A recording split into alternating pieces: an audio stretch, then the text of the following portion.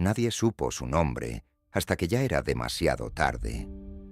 Lo que encontraron dentro de aquella cabaña derrumbada en los confines del norte de Manitoba cambió para siempre la manera en que cientos de personas entendían la diferencia entre vivir con libertad y morir persiguiéndola. En el otoño de 1997, un matrimonio de tramperos que recorría la región del lago Huecusco en busca de zonas para tender sus líneas de caza, encontró algo que no esperaban: una cabaña de madera abandonada con la puerta entreabierta y un papel sujeto con una piedra sobre el umbral. Las palabras estaban escritas con trazo irregular, como si la mano que las formó hubiera temblado durante todo el proceso. Quien las escribió pedía ayuda, confesaba que no podía caminar y repetía, en letras más grandes hacia el final de la nota, que no era ninguna broma. Para entender cómo llegó ese joven hasta allí, hace falta retroceder al menos 3 años, hasta una ciudad universitaria de Virginia, donde un estudiante llamado Daniel Reed terminaba su carrera de filosofía con las mejores calificaciones de su promoción. Alto, de voz tranquila y mirada directa, tenía la costumbre de debatir durante horas sobre Emerson o Thoreau con la misma intensidad con la que otros hablaban de deportes o de música. Venía de una familia con dinero suficiente para no pensar en él, y eso le pesaba de una manera que pocos de sus compañeros entendían del todo.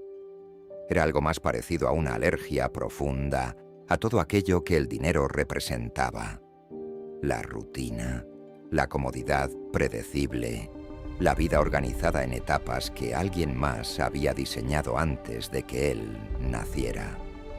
Desde los primeros años de universidad, Daniel mostraba comportamientos que sus profesores calificaban de excéntricos, con cierta admiración contenida. Dormía en una mochila de campaña aunque el dormitorio tuviera calefacción. Rechazaba los libros de texto nuevos y buscaba ediciones viejas en mercadillos. Cuando su padre le transfería la mensualidad, Daniel la repartía casi íntegra entre organizaciones benéficas locales y vivía con lo mínimo. Sus amigos más cercanos decían que tenía algo de monje. La ruptura definitiva llegó 3 semanas después de graduarse, en junio de 1994. Esa tarde, entró en el banco donde tenía sus ahorros, unos $19,000 acumulados entre trabajos de verano y regalos de cumpleaños que nunca había gastado, y los donó en su totalidad a una organización que financiaba pozos de agua potable en el este de África. Salió del banco con una calma que rozaba la euforia, el talón del depósito en la mano, los ojos mirando al frente. Caminó hasta el aparcamiento donde tenía su Honda Civic del 89. Dejó las llaves en el contacto y se fue andando. Nunca miró atrás. En el buzón de su antiguo apartamento dejó 2 cartas manuscritas, una para su casero y otra para su familia, doblada con un cuidado especial. La imagen de esas cartas sobre la encimera, junto a unas llaves, evocaba una despedida definitiva. Durante los 2 años siguientes viajó por el interior del continente haciendo autostop, aceptando trabajos de temporada en granjas de Saskatchewan, lavando camiones en Minnesota, descargando madera en Michigan. Ahora era más delgado, con barba de semanas y una mochila grande al hombro, el brazo extendido con el pulgar hacia arriba frente a campos de trigo infinitos de color dorado. En cada lugar donde trabajaba, dejaba una impresión fuerte y duradera. Era capaz de escuchar durante horas sin interrumpir y de hablar con una precisión que incomodaba porque obligaba a pensar. En los cafés de carretera nocturnos animaba conversaciones con viajeros de mayor edad, sus manos gesticulando con energía, sus ojos brillando con intensidad intelectual, mientras los otros lo escuchaban con fascinación.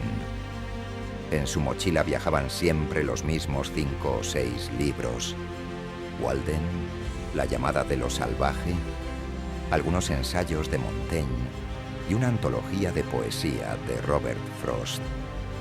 Los márgenes estaban llenos de anotaciones escritas con letra apretada, diálogos entre Daniel y los autores muertos que nadie más podía escuchar.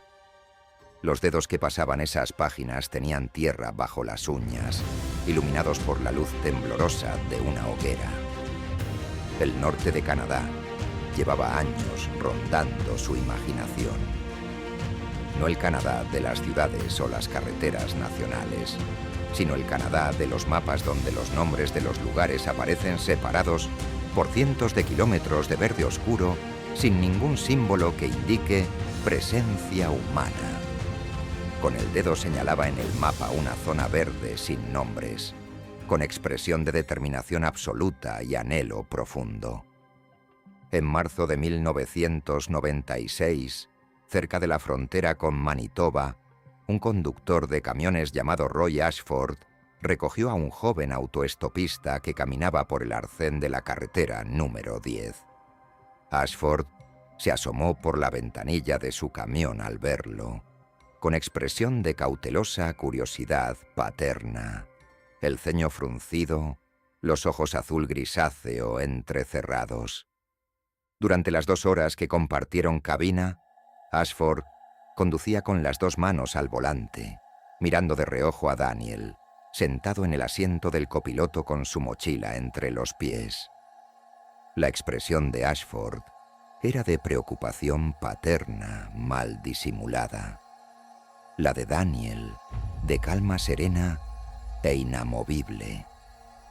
Las manos callosas y grandes de Ashford sostenían el volante con firmeza, pero sus dedos tamborileaban nerviosamente.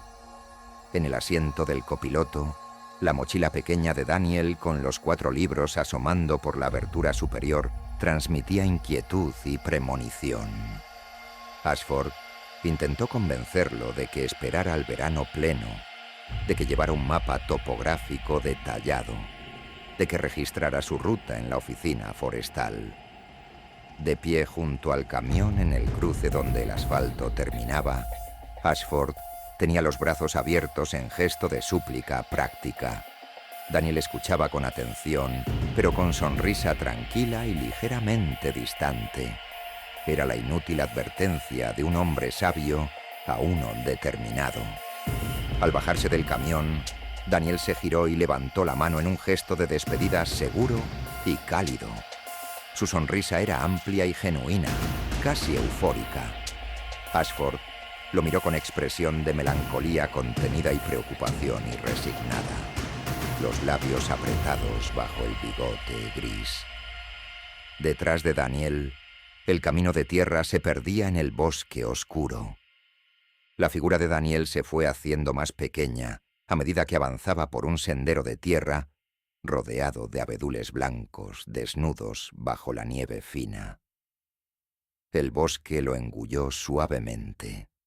El cielo era blanco grisáceo. Era el inicio de algo sin retorno. Los primeros días en el bosque fueron un golpe de realidad que Daniel absorbió sin rendirse. El deshielo de marzo había convertido los senderos en canales de barro que se tragaban las botas hasta el tobillo. Su chaqueta empapada, el barro hasta las rodillas, el cabello pegado a la frente. Aún así, su mirada iba al frente firme. El cuarto día encontró lo que buscaba. Oculta entre un grupo de abedules blancos, a unos metros de la orilla, había una cabaña de troncos. Para Daniel fue exactamente lo que estaba buscando. La luz de tarde la teñía de dorado, y su expresión fue de euforia contenida y alivio profundo. Una sonrisa que partía del alma. En su interior había una estufa de hierro fundido todavía funcional. Daniel la acarició con ternura práctica, abrió y cerró su puerta con cuidado. El espacio era humilde y roto, pero con un potencial que solo él podía ver. Se instaló con la meticulosidad de alguien que sabe que los pequeños detalles son los que separan la comodidad del desastre. Organizó los libros en una estantería improvisada, colocó el botiquín en un rincón, extendió el saco de dormir junto a la estufa. La luz anaranjada de las llamas lo envolvía en calidez. Atmósfera íntima y primitiva. Pasaba las mañanas pescando en el río, con los pantalones remangados hasta las rodillas y descalzo en el agua fría. Sus ojos verde azulados miraban la superficie del agua con quietud y presencia plena.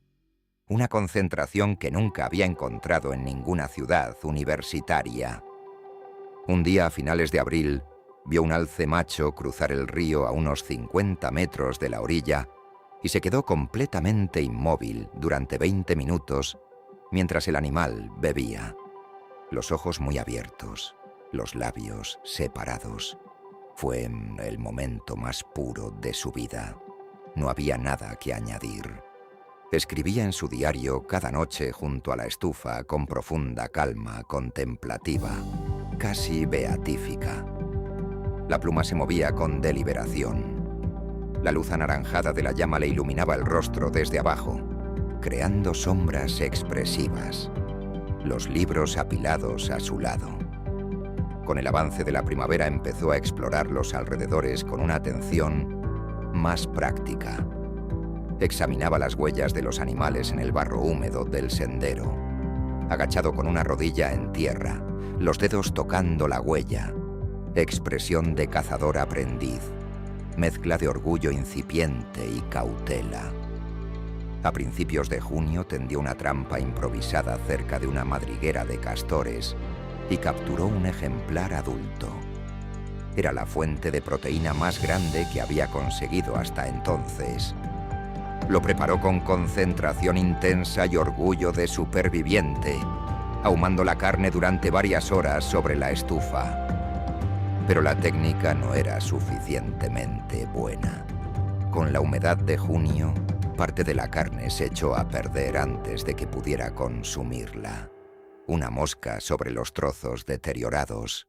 En segundo plano, Daniel observaba la carne echada a perder con expresión de golpe, emocional profundo, la mandíbula apretada, los ojos llenos de frustración y tristeza. A mediados de junio tomó la decisión de regresar. Una evaluación lúcida de sus capacidades y sus recursos. Lo anotó en el diario sin dramatismo. Empacó sus cosas con movimientos deliberados y cansados. La estufa estaba apagada. La cabaña parecía más vacía que antes. A la mañana siguiente tomó el sendero sur siguiendo el río. 2 horas después, se detuvo en seco.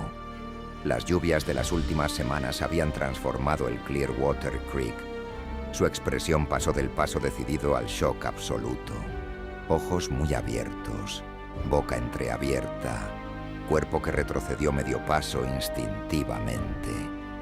El agua era de un marrón turbulento y violento, llenando el cauce de lado a lado, rugiendo con fuerza, troncos arrastrados a gran velocidad.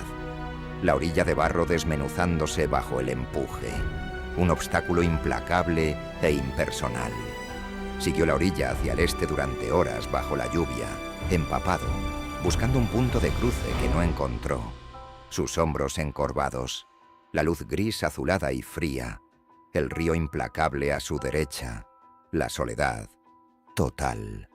Lo que no sabía es que a menos de 2 kilómetros río arriba existía un puente de troncos construido por los guardabosques forestales décadas atrás. Perfectamente transitable incluso con las crecidas de primavera. Iluminado con luz de tarde cálida, como burlándose de su proximidad invisible. Un detalle que habría cambiado todo.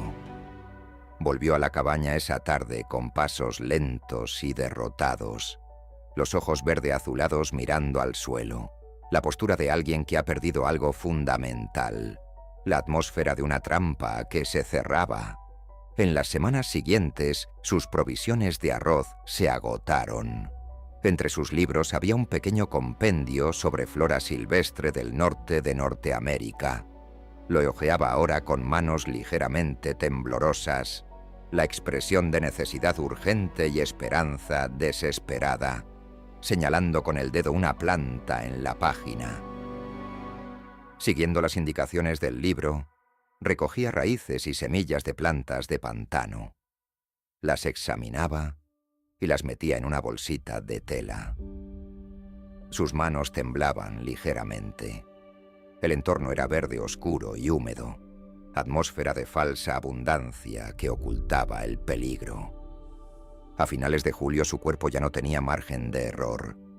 Extremadamente delgado, cara hundida, ojos que habían perdido brillo, manos que temblaban con claridad.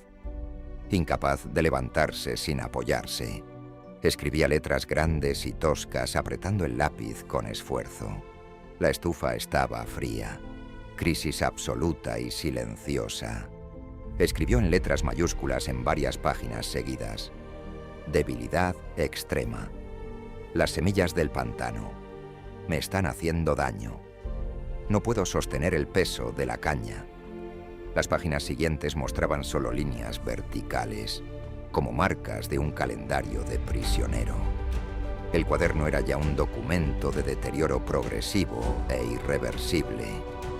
En los últimos días, el rostro de Daniel mostraba pómulos extremadamente marcados, piel pálida y grisácea, ojos verde azulados apagados y hundidos, pero con un brillo de conciencia aún presente. Su mirada iba hacia arriba, hacia el techo, con expresión de alguien que reflexiona en el límite entre la lucidez y el agotamiento total. En los márgenes de su edición de Walden, en los espacios en blanco, entre párrafos subrayados veces y veces, escribió con letra pequeña y temblorosa, buscando el último espacio disponible entre líneas impresas. Ninguna idea se vuelve real hasta que la compartes con alguien. Para un hombre que había pasado 2 años construyendo una filosofía de la soledad absoluta, esa frase era una rendición y también, de alguna manera extraña, una victoria. Escribió la nota de ayuda una mañana de agosto, sentado en el umbral de la cabaña porque no tenía fuerzas para subir el pequeño escalón de entrada. La letra era irregular, la de alguien concentrando en esa tarea toda la fuerza que le quedaba. Era el último acto de voluntad de un hombre que se resistía a desaparecer en silencio. Luego colocó la piedra con cuidado sobre el papel. La mano delgadísima, los huesos visibles, la piel casi transparente. La luz de mañana iluminaba el gesto con crudeza. Las últimas fotografías en su cámara lo mostraban con el peso de alguien que ha perdido más de la mitad de lo que debería pesar.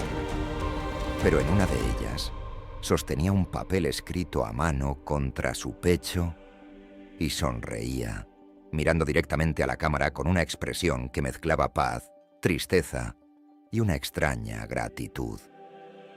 Era su última fotografía. La imagen era simultáneamente devastadora y hermosa.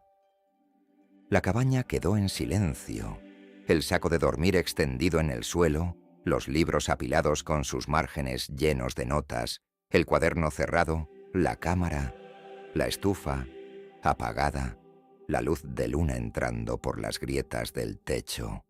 Todo hablaba de una vida reducida a lo esencial y luego detenida. Un relicario, el tiempo congelado. En el otoño de 1997, los 2 tramperos avanzaban entre los abedules con hojas amarillas cayendo. Se detuvieron al ver la cabaña entre los árboles. Sus expresiones cambiaron de normalidad a alarma al ver la puerta entreabierta y el papel sobre el umbral. Uno de los tramperos sostuvo la nota con manos ligeramente temblorosas, leyéndola. Su expresión cambió de curiosidad a consternación profunda. El otro detrás miraba por encima del hombro. El viento movía las hojas amarillas a su alrededor. La tragedia se confirmó en silencio a través de sus rostros. Roy Ashford fue uno de los primeros en enterarse cuando los tramperos dieron parte a las autoridades. De pie junto a su camión aparcado, habló con un periodista local con expresión de pena contenida y comprensión resignada. Sus manos grandes colgaban a los lados. Sus ojos miraban al suelo mientras buscaba las palabras para describir algo que siempre supo, pero esperaba que no fuera así. Su hermana Grace, que durante casi 2 años había mantenido viva la esperanza de que Daniel aparecería un día en su puerta, recibió la noticia sentada en un sofá con un sobre sin abrir en las manos. Su expresión era de angustia contenida, los labios apretados, los ojos brillantes, pero la mirada hacia la ventana. La soledad del espacio amplificó su dolor. En sus ojos verde azulados, idénticos a los de su hermano, había lágrimas contenidas que no llegaban a caer. Sus labios finos estaban ligeramente separados. La imagen transmitía la pérdida de la persona más cercana de tu mundo. Tiempo atrás, en un flashback luminoso e irrecuperable, Daniel y Grace habían estado sentados juntos en el suelo de una sala de estar, rodeados de libros abiertos, compartiendo algo que los hacía felices a los dos. La luz era la de una tarde de verano, dorada y perfecta. Era la contraparte luminosa de todo lo que la historia había destruido. La cabaña existe todavía, aunque las autoridades forestales clausuraron el acceso al sendero. La puerta sellada con tablones cruzados, el sendero marcado con cinta de señalización. Las hojas habían caído casi todas. Era un lugar que guardaba una historia, sellado para siempre. Una memoria congelada e irrecuperable. La frase que Daniel escribió en los márgenes de su Walden sigue siendo la razón por la que muchos recuerdan su historia. El libro descansaba sobre el saco de dormir dentro de la cabaña, iluminado por la luz de luna con una claridad casi teatral. Era la imagen más íntima y más definitiva de toda la historia. El mundo continúa. El bosque boreal de Manitoba amanece sobre los abedules blancos en el silencio de la primera luz rosada. El río Clearwater, ahora calmado y de un azul profundo, refleja el cielo. La cabaña apenas se distingue entre los árboles al fondo. El paisaje es de una belleza estática y atemporal que no tiene en cuenta lo que ha pasado en su interior. Buscó la libertad completa y la encontró. Pero encontró también su límite más duro. La libertad sin nadie a quien contársela no es libertad, es solo silencio. Y el silencio, a cierta distancia del mundo, pesa más de lo que cualquier mochila podría jamás llevar.